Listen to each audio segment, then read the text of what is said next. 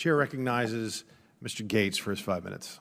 The Nonpartisan Government Accountability Office issues a report in June of 2016, Firearms Data. The ATF did not always comply with the Appropriations Act restriction and should better adhere to its policies. Mr. Wilcox, you're the witness the Democrats have invited here today. Are you familiar with that report? I am. And does the fact that the ATF broke the law concern you? The report, I believe, supported ATF's action in cataloging records to stop crime. I'll read from it. It says, a technical defect allows ATF agents to access data, including purchaser data, beyond what ATF policy permits. Do you take any umbrage with that conclusion?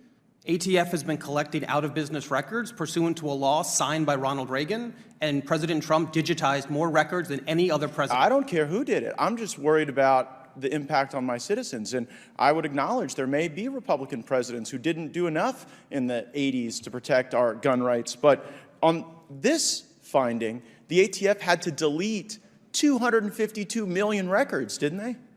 So this is a tool that's helped solve 50% of crime. Wait. Did they have to delete 252 million records? What I know about this tool is that it's a crime-fighting tool. That's not what I'm asking you. Did they have to delete? You said you're aware of the report. Is that conclusion correct? They had to delete 252 million records. I'm not aware of that line, but what I'm aware of is the tool. Well, I'll represent to you that that's what had to happen. The fact that the government collected 252 million records that was beyond the law, beyond policy, never approved according not to me, not to my fellow Republicans, but to the GAO. Should that be concerning to us, that scope of records being collected? ATF's collection of out-of-business records was fully compliant with the law. That's not what the GAO said, so you disagree with the GAO report. Well, there's 2 points they made. One is the collection of out-of-business paper records that FFLs keep. The second piece was the collection of electronic records that FFLs keep. And what the GAO said was the electronic records were not being converted sufficiently. And that's what ATF so that's why they had fixed to delete become in compliance with the law. Because they had gone beyond their authority. You see, that's the concern of my constituents. When they go beyond their authority, and you may find those things virtuous, but no one elected you. They elected us to make the laws, and when we make the laws and they don't follow them, then people's rights get diminished. Another area is this issue of the arm braces. Now, in Mr. Wilcox's testimony, he says that an arm brace makes a weapon more powerful. Mr. Bosco, you know a lot about arm braces, don't you? I do. Do arm braces make firearms more powerful? They do not. They do not. Does it concern you that the witness that the Democrats brought would make such a claim that is obviously disproven by any utilization of those arm braces? I hope that my testimony today can help everyone here understand that the brace does nothing to make the weapon any more dangerous than it already is. And so when you've got the ATF going beyond their authority, collecting 252 million records that they have to destroy, well, that can just be explained because they're doing their best. But when Americans get inadvertently converted to felons because the ATF has exceeded their authority, there is no such grace for them, is there, Ms. Swear? That would seem to be the case under the recent policy change to zero tolerance. Zero tolerance for our fellow Americans when they're trying to exercise their rights and protect their liberties, but all the tolerance in the world for a corrupt bureaucracy that is violating the law, exceeding their authority, and collecting records that they have no business collecting. I would make this final observation.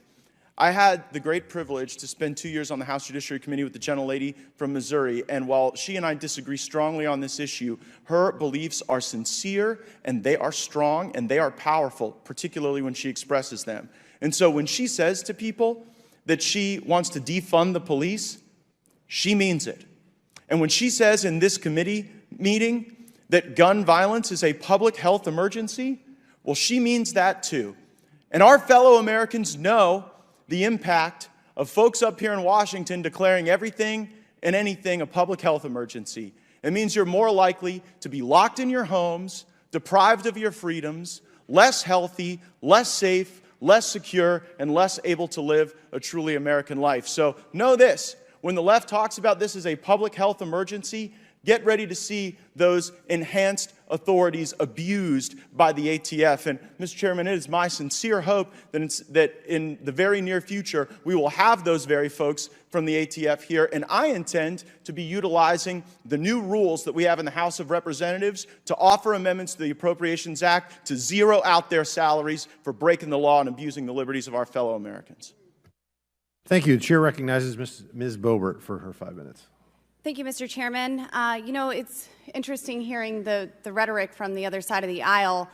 I used to say we don't differ in our hearts. We differ in data. No one wants to see children injured or even lose their lives.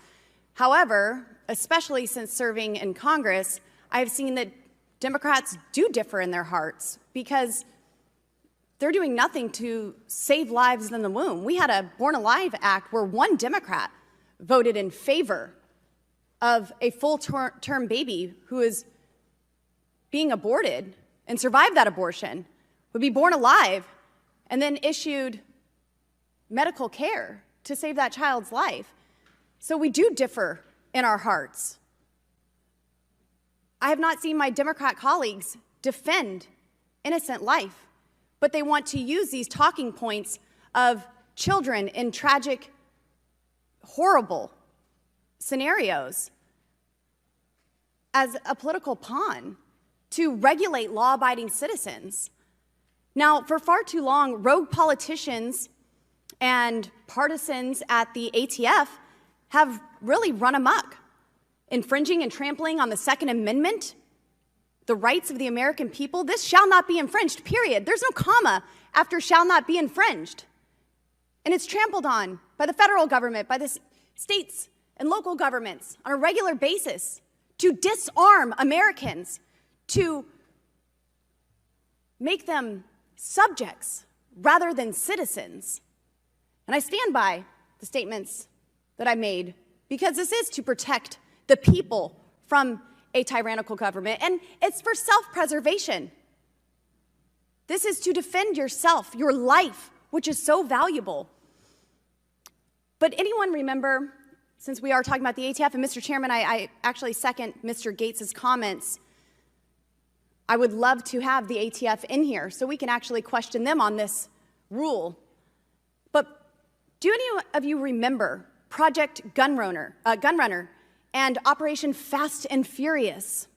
Yeah, the fact that the ATF allowed 1,000, no, more than that, thousands of guns to end up in the hands of Mexican cartels and criminal organizations, and they lost thousands of these traced firearms. And then one of these guns was used to kill border agent Brian Terry, all through some brilliant government program. And it's absolutely outrageous. If you think the ATF is going to be successful in this, making millions of Americans felons through this rule that is an overreach of the separation of powers. You've heard it from the witnesses today who don't necessarily agree with my stance. Mr. Wilcox says that it's us that make the law. Congress makes the law, not bureaucrats. And they're seeking to make millions of Americans felons with this rule. Now, what happened with Fast and Furious, with these traced guns that they lost, thousands of them? The records in question, well, a judge found that they were not covered by privilege and that they were supposed to be released to the American people. Well, what happened to those records? That's right. Nancy Pelosi and the Democrats ended the House lawsuit when they took control in 2019 and further buried this scandal. Absolutely shameful. As the National Shooting Sports Foundation has pointed out, in just the last 5 years, ATF, under political pressure, has at least on 3 occasions, through administrative fiat, changed long-standing positions to declare products lawfully sold in full view of the ATF and in reliance upon ATF classification letters to now be illegal and or regulated under the National Firearms Act. ATF bureaucrats are not only ignoring the direction of Congress, they are literally ignoring the law and trying to rewrite it themselves. A complete separation of powers. And I apologize, I did have some questions for the witnesses, and I do thank you all for being here and providing testimony. But hearing this on the other side and then just realizing that we differ in data as well as in our hearts, because we do want to protect innocent lives. That is why we support the Second Amendment. It is your right to defend yourself, and we will always speak up to defend life. Thank you. I yield.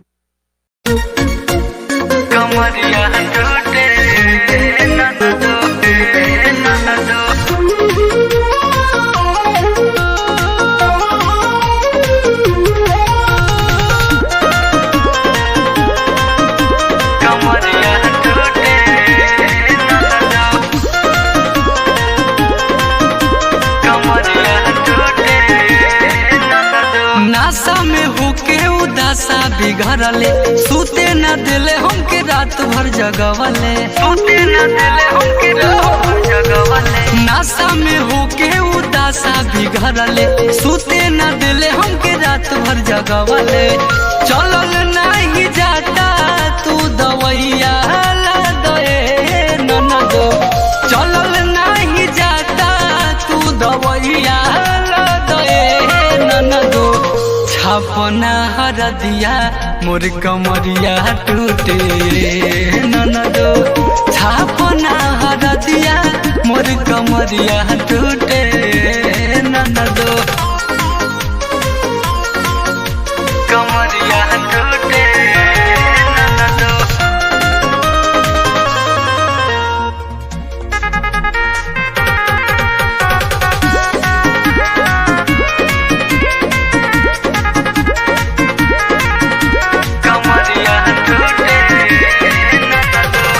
रोज रोज लहंगा नसी देता says हो, P के जब आवे ननदो खोजे नाना भेज हो, खोजे नाना भेज हो।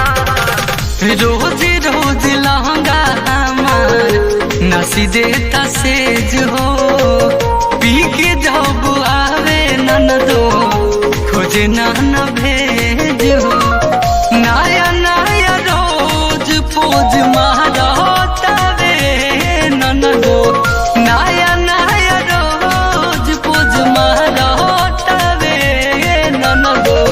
छापना हरदिया मोर कमरिया टूटे ननदो, छापना हरदिया मोर कमरिया टूटे ननदो।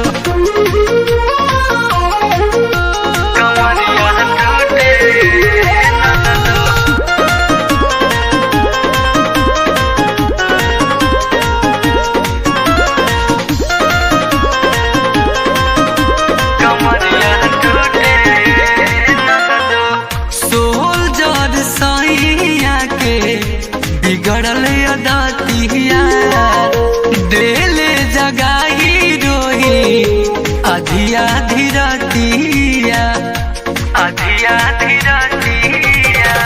सोल्जर सहिया के बिगड़ल अदातिया देले जगाही रोही अधिया धीरतिया।